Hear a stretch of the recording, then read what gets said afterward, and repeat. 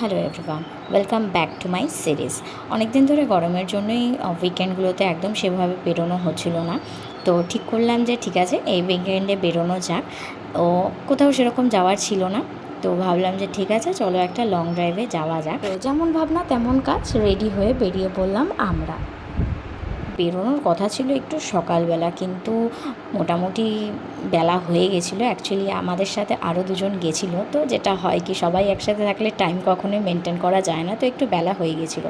রাস্তায় যেতে যেতে দেখতে পেলাম যে একজন তালের শ্বাস বিক্রি করছে। গরমে তালের শ্বাস দারুণ কিন্তু একটা খাবার, তো দেখি কিনে নিলাম। তালের শ্বাসটা বেশ ফ্রেশ ছিল, ভালো লাগছিলো বেশ খেতে।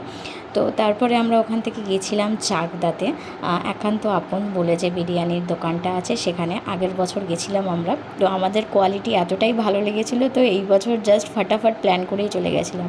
এটা রেস্টুরেন্টটার ইন্টেরিয়ার ডেকোরেশনটা ছিল।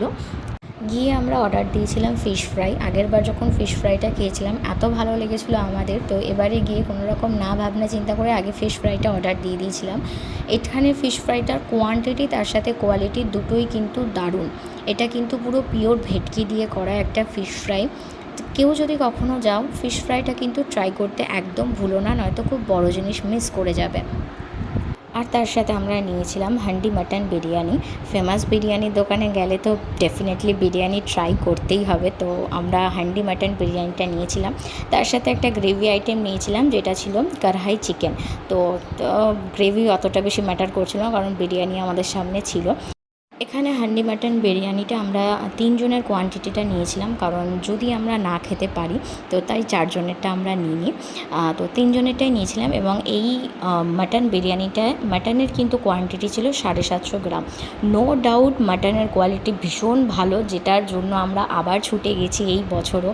তো একদম কোয়ালিটি নিয়ে কোনো রকম কিন্তু কম্প্রোমাইজ হয়নি, দারুণ ছিল বিরিয়ানি, তার সাথে মাটনটা।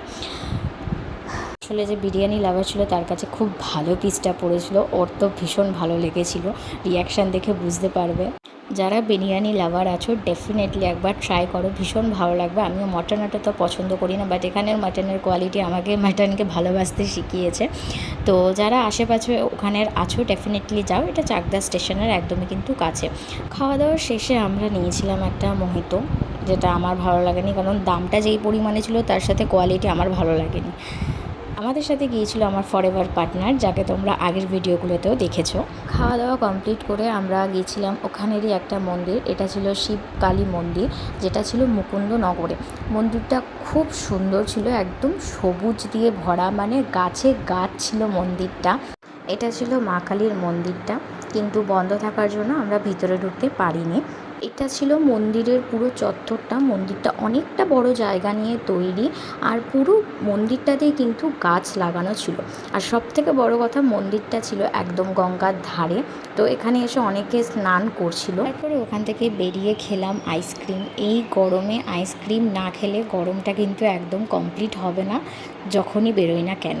তো তারপর ওখান থেকে গিয়েছিলাম আরেকটা মন্দিরে। সেখানে দেখলাম যে শিবলিঙ্গ আকারে মন্দির করা, এবং তার সাথে ছিল 3 ধরনের মা কালীর মন্দির। প্রথমে যিনি ছিলেন তিনি হচ্ছেন আদ্যা মা ছিল, তারপরের জন ছিলেন তারা মা, আর তারপরের জন ছিলেন ভবতারিণী মা। এই মন্দিরটাও মোটামুটি বড় ছিল, তাই একটু সময় নিয়েই ঘুরেছিলাম মন্দিরটাতে। চলো, এভাবে উইকেন্ডটা আমরা কাটালাম। ভিডিওটা ভালো লেগে থাকলে অবশ্যই লাইক, কমেন্ট, ফলো করে দিও।